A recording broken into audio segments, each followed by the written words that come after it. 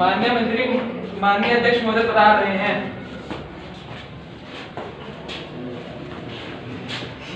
ये ठीक बन गया अपनी जगह पर।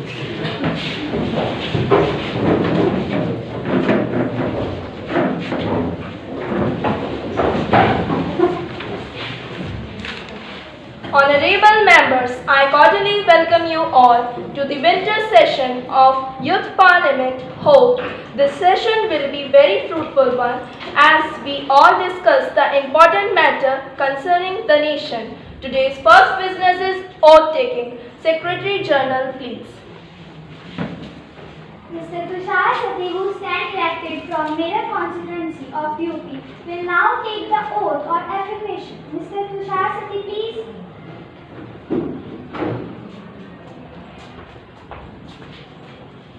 Sir, would you like to take the oath or affirmation? I would like to take the oath. In which language would you like to take the oath? English, please.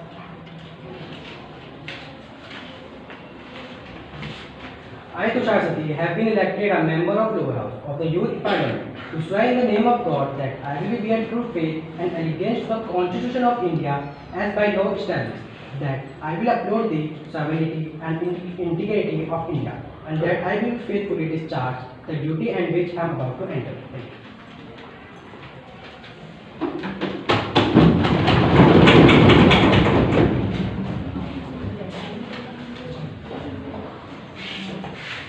Honorable members, as we met today, it is my sad duty to inform the House sudden demise of our some soldiers. Now, the House will stand in silence for a short while as a mark of respect to the Department's sole Secretary General may convey the message to the condolence to the arrived family. Yes, ma'am.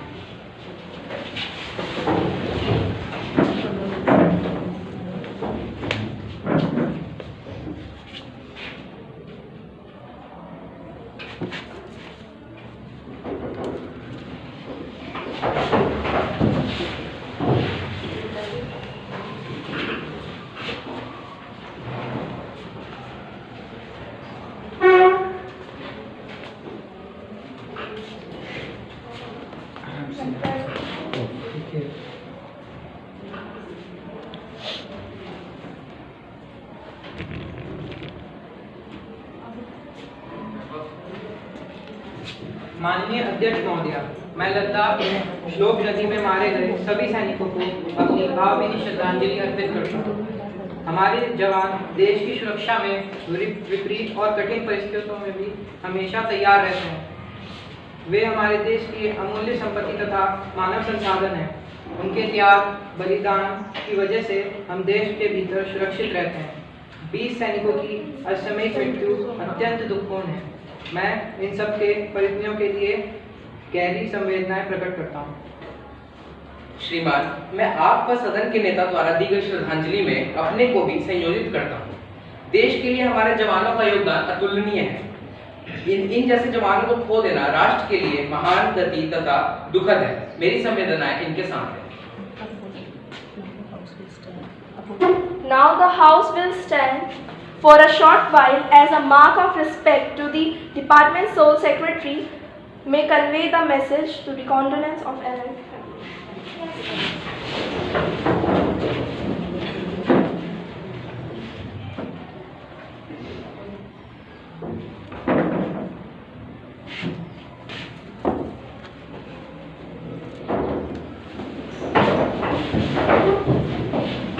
Prime Minister may introduce the new ministers. माननीय महोदय, आपके द्वारा सदन के नए मंत्रियों का परिचय कराने में मुझे अत्यंत प्रसन्नता होगी। I would like to call Mr. Chirag, Minister of Defence, and Mr. Lakshay, Minister of Civil Supplies.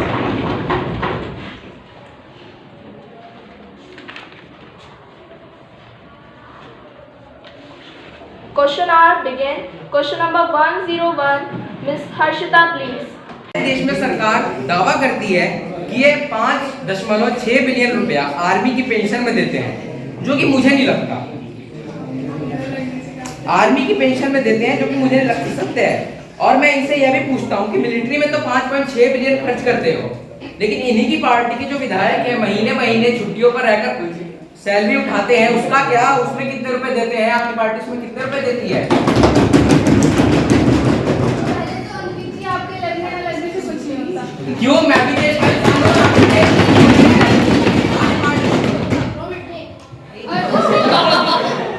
दूसरी बात, अगर विधायक खर्चा कर भी रहे हो तो 100 और 200 करोड़ पर 5.6 बिलियन और 200 करोड़ में बहुत अंतर होता है। अगर आपकी आप 5.6 बिलियन में पूरी आर्मी का पेंशन दे देते हैं और 200 करोड़ एक अकेला विधायक उड़ाता है। कैसी क्या बात है? क्या बात है? ऐसे नहीं चलती सरकार, ऐसे नहीं चलती सरकार, ऐसे नहीं चलती सरकार।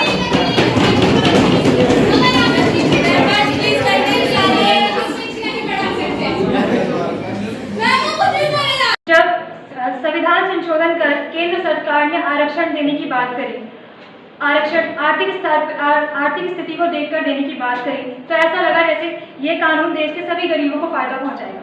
लेकिन जब पता चलता है कि ईडब्ल्यूएस आरक्षण के अनुसार एससी, एसटी और ओबीसी को इससे बाहर रखा जाएगा और सिर्फ जनरल कैटेगरी का ही कोई आरक्षण मिलेगा, तो इससे साफ सिद्ध होता है कि यह कानून केवल उच्च जाति के लोगों को फायदा पहुंचाने के लिए बनाया है। मैं महोदय से पूछना चाहती हूँ कि इन्होंने गरीबी केवल जनरल वर्ग के लोगों में ही है? क्या एससी, एसटी और ओबीसी के लोग गरीब नहीं हैं? इससे भी अचंभित करने वाली बात यह है कि इनके कानून में एक क्राइटेरिया है कि 8 लाख पर एनएम की सैलरी वालों को भी इस आरक्षण का लाभ मिलेगा। मैं महोदय से पूछना चाहूंगी कि 8 लाख पर एनएम की सैलरी वाला व्यक्ति किस तरीके से गरीब है जो इस आरक्षण का फायदा उठा रहा है? Ministry of law please.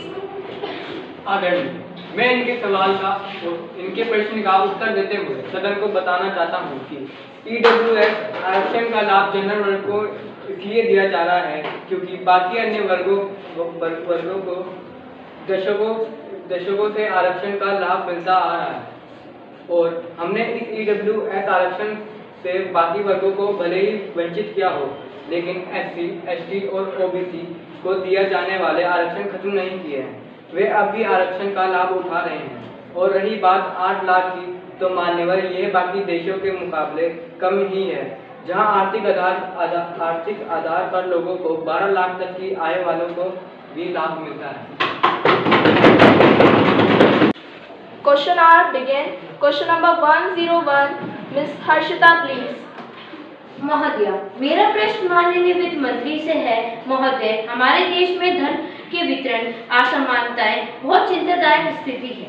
इसकी शुरुआत 8 नवंबर 2016 में हुई थी, जब भाजपा सरकार ने बिना सोचे समझे नोटबंदी की थी। 15,41,000 करोड़ रुपए डिमोनेटाइज हुए, उसमें से 99% पैसे बैंकों में वापस करे गए। लोगों की परचेजिंग पावर कम हो गई। माननीय, आप इसका जवाब दें। Finance minister please. माननीय स्पीकर महोदय, मैं आपके द्वारा हर्षिता जी और उनकी पार्टी को यह कहना चाहूँगी, जब आप प्रश्न पूछते हैं तो पहले उसकी पूरी जांच पड़ताल करके आया करें।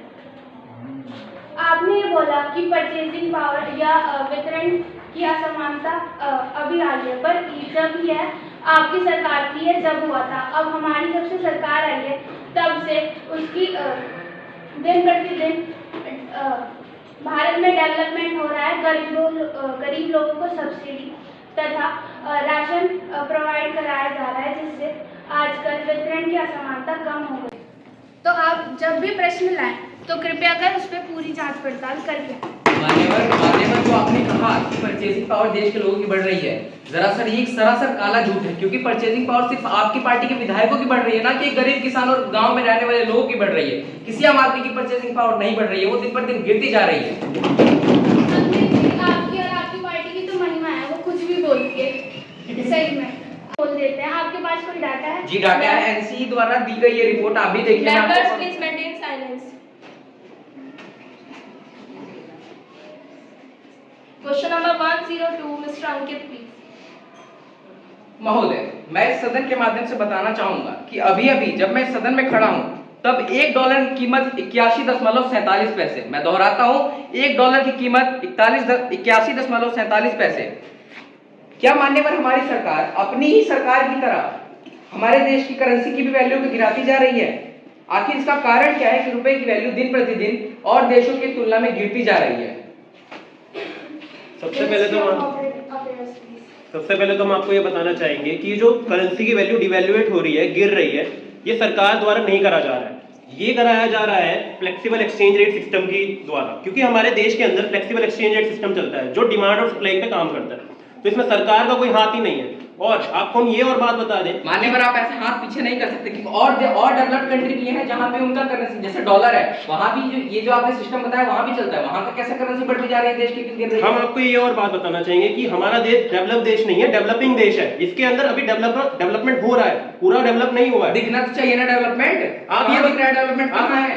आप ये बताइए, जहां पे पहले पॉवर्टी 50% 22 से 23% हो चुके हैं, आप बताइए इतना बढ़ा गया कैसे आया? क्यों? क्योंकि हमारा डेवलपमेंट हुआ है। पॉपुलेशन नहीं बढ़ रही है, पॉपुलेशन नहीं बढ़ रही, बेरोजगारी तो कम करें, पॉपुलेशन भी तो बढ़ रही है, उसका क्या असर? पॉपुलेशन में सरकार, पॉपुलेशन के लिए भी सरकार, आप बताइए हम क्या कर सकते हैं? सरकार जो स्कीमें चलाती रहती है। दिक्कत है, आप हाथ पीछे मोड़ लेते हैं, आप कुछ करते नहीं, आप हाथ पीछे मोड़ लेते हैं। विकास दिखाइए, आप विकास देखना है आपको। विकास आप देखिए ना, 1947 से लेकर अभी तक का हमारा विकास आपको दिख नहीं रहा है। देश कहां से कहां उठ चुका है, आपको ये नहीं दिख रहा है? अच्छा, 1947 से लेकर 2000 तक हमारी सरकार थी, आपकी सरकार है 2000 से लेकर 2022 चल रहा है।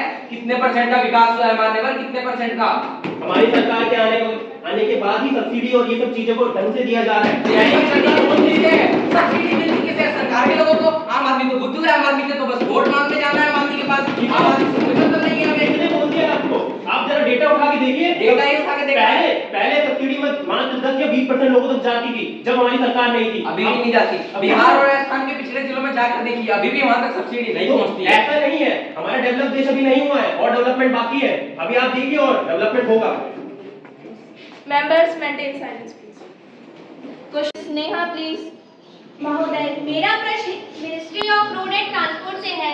महोदया, अभी लगभग 20 दिन पहले केवाड़ नाम के जिले में 15,000 करोड़, मैं दोहराती हूँ 15,000 करोड़ का पुल पहली बारिश में ही गिरकर तहस नहस हो गया। क्या हमारी सरकार इसका जवाब देगी कि 15,000 करोड़ जो कि अच्छा खासा पैसा है एक पुल को बनाने के लिए, तो फिर यह पुल पहली बारिश में कैसे गिर गया?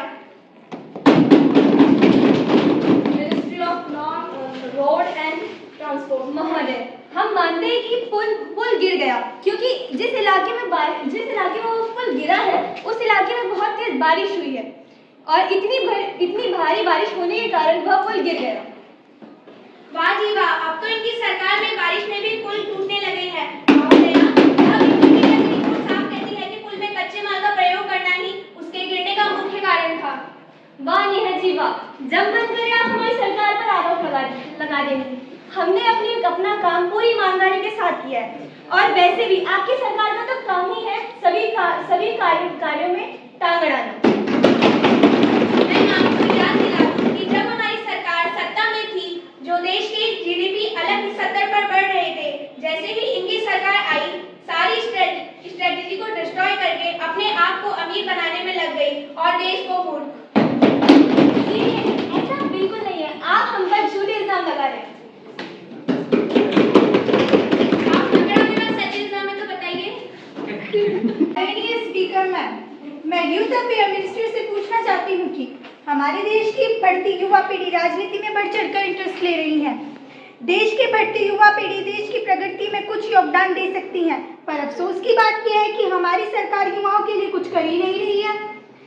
बजाय कुछ करने के उन्होंने तो उल्टा युवाओं को बेरोजगार बना दिया है। Ministry of Youth Affairs, please. Honorable Speaker Madam, we very well understand the need of time. It is efficiency of our government that youth is interested in politics. Virtual labs and skilling e-labs are being promoted to remote crucial thinking. High quality e-content is being digital university for world-class equality education to be established. Question number 1, Adarsh, please. महोदया, मैं culture and tourism मंत्री से सवाल करते हुए पूछता हूं कि 2018 में बनकर तैयार हुई स्टैच्यू ऑफ यूनिटी, जो कि 2,990 करोड़ में बनकर तैयार हुई है, उसने 2018 से 2022 तक के बीच में अपनी लागत का 8% रुपया भी जोड़ नहीं पाई है। इसी प्रकार से बहुत सारे प्रोजेक्ट्स हैं जो कि जरूरी नहीं है पर बनाए जा रहे हैं, जैसे नया संसद भवन इत्यादि। अरे मान्यवर, आप सरकार चला रहे हैं, ना कि कोई राजतंत्र में है। मैं आपको सलाह देना चाहूंगा कि आप इन बिना काम की इमारतों में पैसा लगा रहे हैं, उसके बजाय कुछ ढंग के कार्यों में लगाएं, तो ये आपके लिए ज्यादा बेहतर होगा। Minister of culture and tourism please.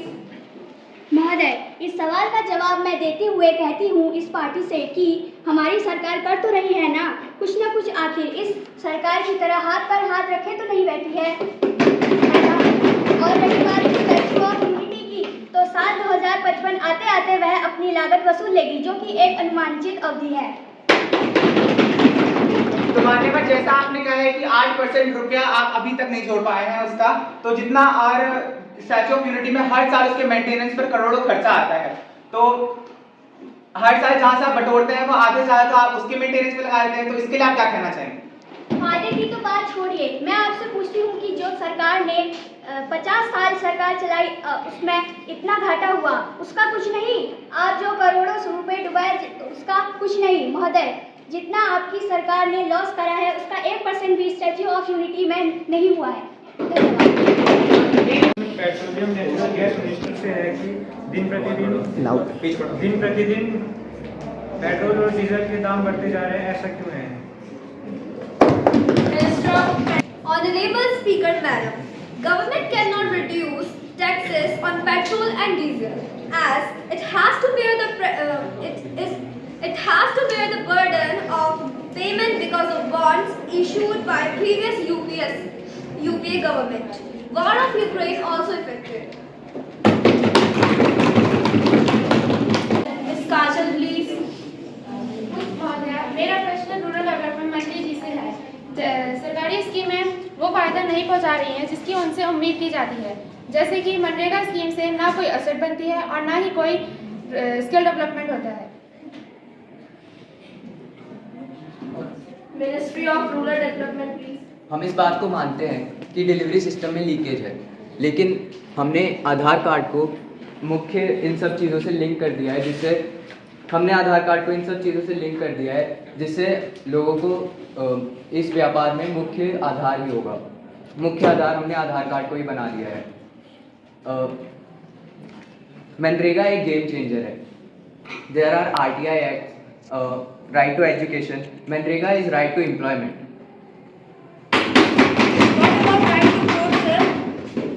Number of IIT has also increased from 7 to 16. IIM has also increased. हम हमेशा वुमेन एम्पावरमेंट की बात करते हैं, लेकिन मैं लीगल एम्पावरमेंट ऑफ पुअर की तरफ आपका ध्यान दिलाना चाहती हूँ। Ministry of Social and Justice Development, please. Honorable Speaker, legal empowerment means process through which poor and excluded people become able to use the law. Awareness program, law to register birth of children and education of children. Reform of housing law and police harassment. We set a budget of 12 lakh crore for awareness program law. 22 का अंत आ चुका है और आपकी सरकार ने कुछ वादे किए थे जो 2022 तक पूरे हो जाएंगे, जैसे हर भारतीय को घर पानी, हर घर बिजली को 24 घंटे पहुँचेंगे, किसानों की आय बढ़ेगी, बुलेट ट्रेन भी आ जाएगी। लेकिन आज मैं इस सदन में खड़े होकर यह बोल सकता हूँ कि इस वादे में ये जो वादे हमारी सरकार ने करे थे, इनमें से 60% सफलता के साथ पूरे हो चुके हैं। बाकी जो 40 असफल रहे हैं उसका कारण 2020 और 21 के बीच में कोरोना महामारी के आने से सब तहस नहस हुआ है। लेकिन हम आपको विश्वास दिलाते हैं कि 2026 तक हम ये सारे कार्य ईमानदारी से पूरे कर लेंगे। धन्यवाद। इन्वेस्टर्स आने के बजाय देश छोड़कर जा रहे हैं, कंपनियों के शेयर बढ़ने के बजाय गिरते जा रहे हैं। भारत जो कि प्रोडक्शन और मैन्युफैक्चरिंग के लिए बहुत बड़ा हब है, ऐसे देश में इन्वेस्टर्स का छोड़कर जाना क्या सही में विकास की ओर हमारा देश जा रहा है? Ministry of Corporate Affairs, please. हम आपको ये बताना चाहेंगे कि हमारे देश के अंदर ये जो हो रहा है, हम मानते हैं कि ये हो रहा है, मगर आप मुझे ये बताइए, ये जो देश के हमारे लोग हैं, ये हमारे स्वदेशी को क्यों नहीं अपना रहे? मतलब ये देश के सामान को क्यों नहीं अपना रहे? ये इतना इंपोर्ट क्यों कर रहे हैं? आप हमें ये बताइए। जब देश 50% से ज्यादा विदेशी माल ना आपके विधायक यूज करते हैं, आम आदमी नहीं जाता दुबई में परमानेंट घूमने, आपके विधायक जाते हैं वो वहां पे पैसे खर्च करना चाहिए आम आदमी। हम आपको ये बताना चाहेंगे, कितने होंगे सरकारी आदमी बताइए? 100, 50, 200, 1000? वो कितने ही हो, लेकिन आम आदमी से डबल खर्च तो वो करते हैं, डबल ट्रिपल। वो करोड़ों करोड़ आगे आते हैं हमारे पर। एक आम आदमी ना अपनी पूरी जिंदगी भर में करोड़ों रुपए नहीं उड़ा पाता, क्योंकि एक बार में आपका विधायक दुबई में उड़ा के आ जाता है। हम आपको ये बताना चाहेंगे, 135 करोड़ जनता 100 रुपए भी लगाए ना तो उनका 10 गुना से 15 गुना ज्यादा है। आप ये देख रहे हैं, अभी तो कह रहे हैं परचेजिंग पावर कम हो रही है, लोग इंपोर्ट नहीं कर रहे हैं। बताइए, पर ये अभी की बात है, हम तो अभी की बात कर रहे हैं। ये डिमोनेटाइजेशन तो बहुत पहले हुआ था। Now breach of privilege. Breach of privilege. Ma'am, a serious breach of privilege has been committed by the leading newspaper of Delhi and by writing wrong about the political party. Did you give the notice of it earlier? Yes, I have already given notice of it in writing today. It will be examined. Papers to be laid. Ma'am, I like to lay on table a copy of the following papers under subsection 1A of Companies Act 1956, reviewed by the government on the working of State Farm Corporation of India along with audited documents.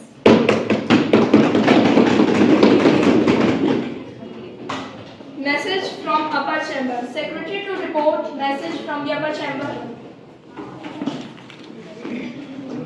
In accordance with the provision of rule and of procedure and conduct of business in the upper chamber of Youth Parliament, I am directed to enclose a copy of electricity bill which has been passed by upper chamber on 8 August 2022.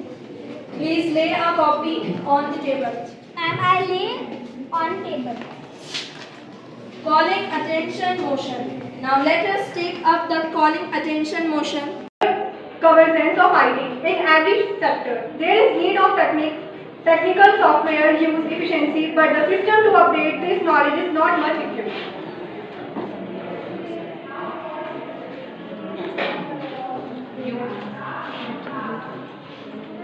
Many schemes are being implemented from school level to impact knowledge.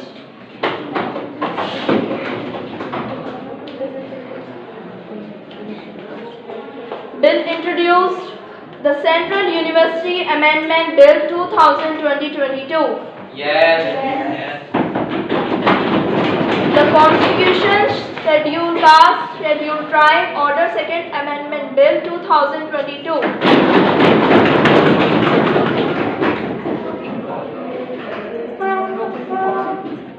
अभी दोनों बैठे रहना sir. Bill to be considered. Electricity Amendment Bill 2022. Yes. New Delhi International Arbitration Central Bill 2022. No. The House is adjourned till the next proceeding.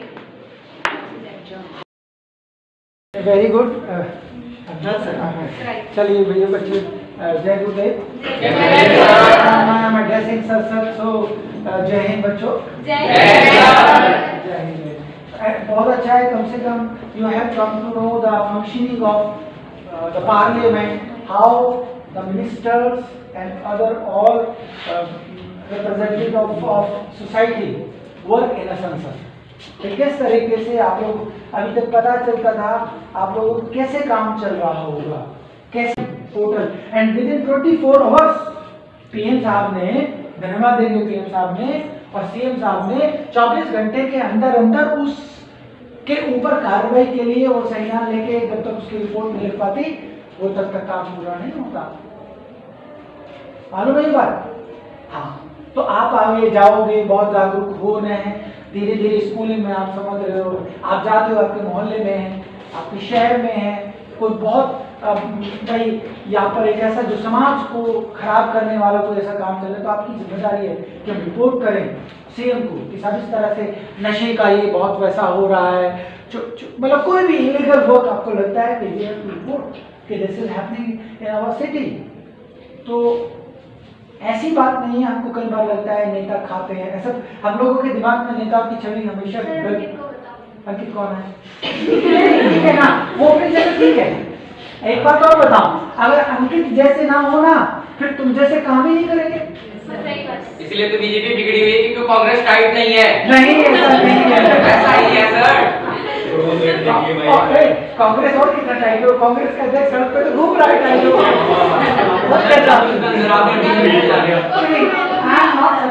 I am a person who support to the country, who work for the country. I am supporting. जो देश के लिए काम करता है, व्यक्तिगत हित के लिए मुझे कोई भी हो, भाई मिनिस्टर्स बनते हैं सब कुछ। क्या तुम समझते हो कि बीजेपी में सारे खराब अच्छे हैं? नहीं। क्या कांग्रेस या अलग पार्टी में सारे खराब हैं? ऐसा नहीं, सभी में हम नहीं ऐसा भी नहीं कह सकते, ऐसा नहीं है। वो इंसान है खराब, कोई परिस्थिति बनती है, लेकिन कुल मिला के देश को चलाने में कल तुम लोगों का सबसे बड़ा योगदान है। वहाँ जो मिनिस्टर बने के पहुंचे हैं, जो प्राइम मिनिस्टर बने हैं, वो अपने आप नहीं बने। आप लोगों को यहाँ पे बैठाया है सीट पर, वो किसने बैठाया? हम लोगों ने चुनाव में आपको वोट देकर। अपने आप जाके थोड़ी ना आप सीट आपने एग्जाम क्वालिफाई कर लिया, तुम 35 साल गई आईएएस की सीट पर बैठेंगे। आप आईएएस पर बैठ सकते हो, है ना, आईपीएस में जाकर बैठ सकते हो, जुडिशरी में जाकर सारी जिंदगी बैठ सकते हो, लेकिन ये वो जगह है जहाँ आपको हर 5 साल में अपने आप को परीक्षा में गुजरना होगा। इसलिए इसमें ये बहुत आसान नहीं है लगता है। और गवर्नमेंट क्या सोचती है, आपकी एक एक चीज, संसद की एक एक चीज रिकॉर्डेड होती है। यहाँ पर कोई आदमी चाहे संसद से गड़बड़ नहीं हो सकता, इसके आगे जो कुछ होगा वो होगा। और गड़बड़ करने में बेचारे संसद, अगर मैं जहाँ तक मेरी नॉलेज बोलती है, संसद लोग तो बेचारे कर ही नहीं पाएंगे। अब लालू जी बेचारे अनपढ़ होने तो पता ही नहीं है कि कैसे होगा। जब वो बाहर निकल के सेक्रेटरीज के पास जाता है, सेक्रेटरी समझ गए, ये बैठी हुई है, लीजिए ना सेक्रेटरी। सेक्रेटरी मतलब समझते हो, very senior IAS officers, they have a brain. अब वो निकालते हैं उसकी लूप होल बैठ के, अब आओ यहाँ किस जगह से इसमें हाथ आजमाया जाए कि यहाँ से माल खोज लिया जाए ताकि कम। तो ये सब देखिए, केजरीवाल दिल्ली में सीएम है, एक भी पोर्टफोलियो उसके पास नहीं, एक भी सिग्नेचर नहीं है पिछले 8 साल ऊपर करेंगे। पढ़ा लिखा आईआरएस है ना, उसको मालूम है इनकम टैक्स क्या है, कहाँ साइन करना, करता ही नहीं है। सब सिसोदिया सीएम, बस वो तो बाहर नहीं। तो कुछ जो